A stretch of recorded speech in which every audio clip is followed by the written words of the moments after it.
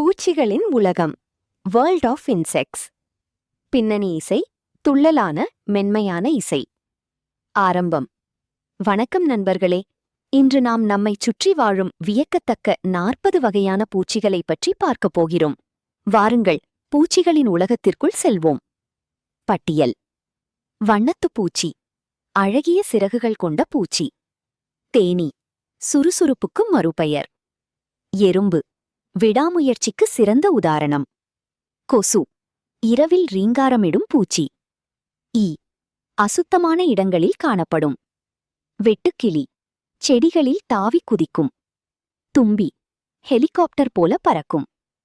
கரப்பான் பூச்சி, இருட்டில் நடமாடும் பூச்சி. சிலந்தி, வலை பின்னுவதில் வல்லவர். தேள், இதன் கொடுக்கு மிகவும் விஷமானது. வண்டு, கடினமான ஓடு கொண்டது. பொன்வண்டு, பார்ப்பதற்கு மிகவும் அழகு. மின்மினி பூச்சி, இரவில் ஒளியை தரும். மூட்டை பூச்சி, படுக்கைகளில் ஒளிந்திருக்கும். கரையான், மரங்களை அரிக்கும் பூச்சி. சுவர்கோழி, சுவர்களில் சத்தமெழுப்பும். கும்பிடு பூச்சி, கைகளை கூப்பி வணங்குவது போல் இருக்கும். அந்துப்பூச்சி, விளக்கு வெளிச்சத்தை நோக்கி வரும். குளவி, கூடு கட்டி வாழும். குடைவரை தேனீ, பூக்களில் தேனெடுக்கும். சிறிய இடைவேளை, இசை மாற்றம். பூரான், பல கால்களை கொண்ட விஷப்பூச்சி. மரவட்டை, தொட்டாலே சுருண்டு கொள்ளும். இலைப்பரப்பான், செடிகளில் சத்தம் எழுப்பும். கம்பளிப்பூச்சி, மென்மையான ரோமங்களை கொண்டது. மண்புழு, உழவனின் நண்பன். நத்தை, மெதுவாக ஊர்ந்து செல்லும்.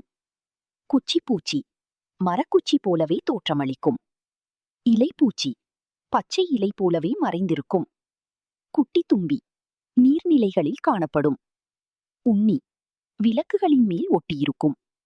பேன், தலைமுடியில் வாழும். கிளிஞ்சி பூச்சி, சிறிய ஒட்டுண்ணி. நாவாய்ப்பூச்சி, ஒருவித வாசனையை வெளிப்படுத்தும். வெள்ளிமீன் பூச்சி, பழைய புத்தகங்களில் காணப்படும். பெரிய குளவி, மிகவும் வலிமையாக கொட்டும். நீர் சிலந்தி, நீரின் மேல் நடக்கும் திறன் கொண்டது.